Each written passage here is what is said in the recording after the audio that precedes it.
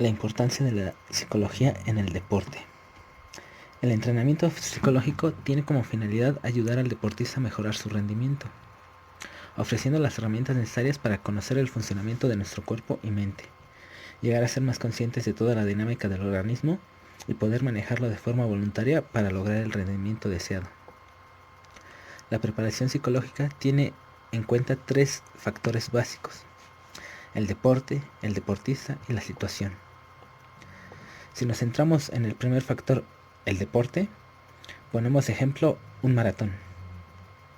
Como todo deporte de larga distancia, requiere unas determinadas condiciones psicológicas, pues la situación permite tiempo en exceso para llevar a cabo todo tipo de procesos, partiendo principalmente de los pensamientos, los cuales se convierten en un factor crucial a la hora de afrontar con éxito una prueba deportiva de este tipo, para lo que son aconsejables ciertas pautas de actuación.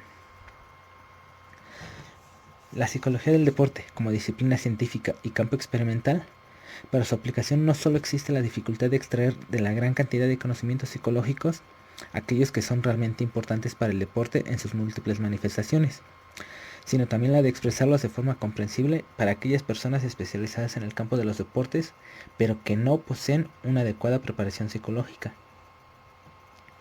Por lo general se reconoce que los aspectos psicológicos son relevantes para determinar la eficacia del rendimiento deportivo y se admite que su importancia aumenta en los niveles más altos de actuación. Sin embargo, se suele prestar mayor atención a los componentes técnicos y físicos, tal vez porque resultan más fáciles de evaluar. A menudo omitimos considerar el componente mental del entrenamiento deportivo, aun conociendo su importancia, suponiendo que las habilidades de esta área se desarrollan por sí solas o que el entrenamiento físico las puede mejorar. Hay que considerar que el rendimiento deportivo es una combinación de preparación física del cuerpo y preparación psíquica de la mente.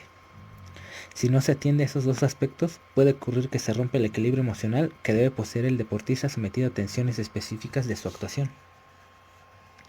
A estos últimos se le ha denominado decrecimiento psicógeno del rendimiento, lo cual es una forma específica de desautomatización de los movimientos, siendo su consecuencia un aumento o disminución del nivel de activación del competidor bajo la influencia del estrés, al cual no está suficientemente adaptado.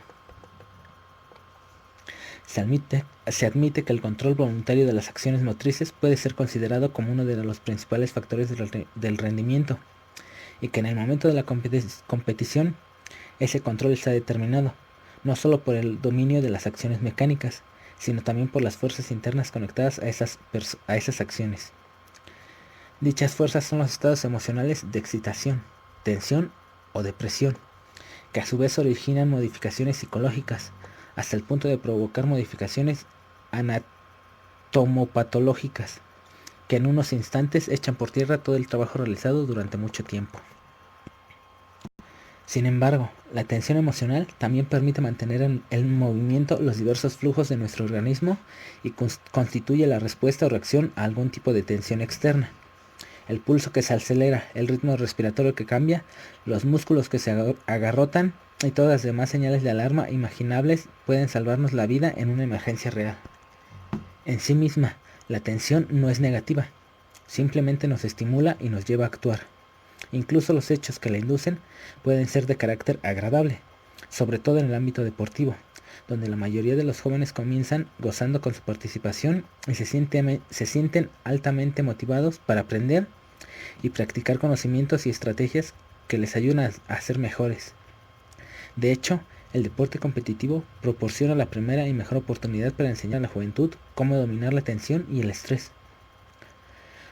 La lucha entre osadía y timidez, la alegría de superar las dificultades que presentan algún riesgo o peligro, el placer de soportar las penalidades y suprimir el dolor de la fatiga con la mirada puesta en el éxito, elevan el tono de la emoción y contribuyen a la intensidad y dramatismo de la experiencia. La clave es el entrenamiento, considerado en esencia como el arte y la ciencia de la toma de decisiones. Su planificación requiere de la participación e integración de las denominadas capacidades psíquicas, que son requisitos aprendidos o basados en aptitudes que inician procesos internos de estimulación y dirección. Requisitos en relación a sensaciones, percepciones, imaginación, memoria y pensamientos que actúan durante las acciones deportivas y que, junto a la condición física y la técnica motriz, son elementos decisivos para el rendimiento deportivo global. Esas capacidades engloban un sistema complejo de estimulación y dirección. Su grado de incidencia depende de niveles evolutivos, biológicos y de entrenamiento que determinan esencialmente la calidad de los rendimientos deportivos. Para mantener los mecanismos internos de estimulación y dirección, se requieren además las llamadas capacidades reguladoras, que pertenecen a las anteriores, pero que se separan por su significado específico, ya que constituyen el verdadero factor decisivo para superar los elevados rendimientos. De la correlación de ambas depende el éxito o fracaso de los resultados deportivos, ya que frente a dificultades internas u obstáculos externos, asume el papel de capacidades de dirección, mediante la voluntad, fuerza de decisión, autocontrol, valor, perseverancia, concentración, persistencia de la concentración, etc. La acción estratégica y táctica de esas capacidades está esencialmente relacionada con la personalidad total del deportista. Engloba además todos los componentes de planificación, captación, realización motriz y posibilidad de feedback. La tarea del psicólogo deportivo es entonces la de entrenar y aconsejar al deportista para que éste actúe de forma controlada y estable en situaciones de estrés, mediante la adquisición de conocimientos y estrategias cognitivas, conductuales o de otra índole. La preparación psicológica del deporte está orientada a obtener elevados rendimientos sobre la base del perfeccionamiento de las cualidades físicas, técnicas y psicológicas.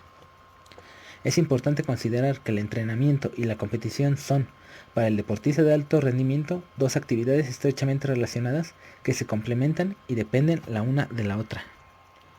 Por ejemplo, en el periodo competitivo, los estados emocionales del atleta juegan un papel preponderante en los rendimientos.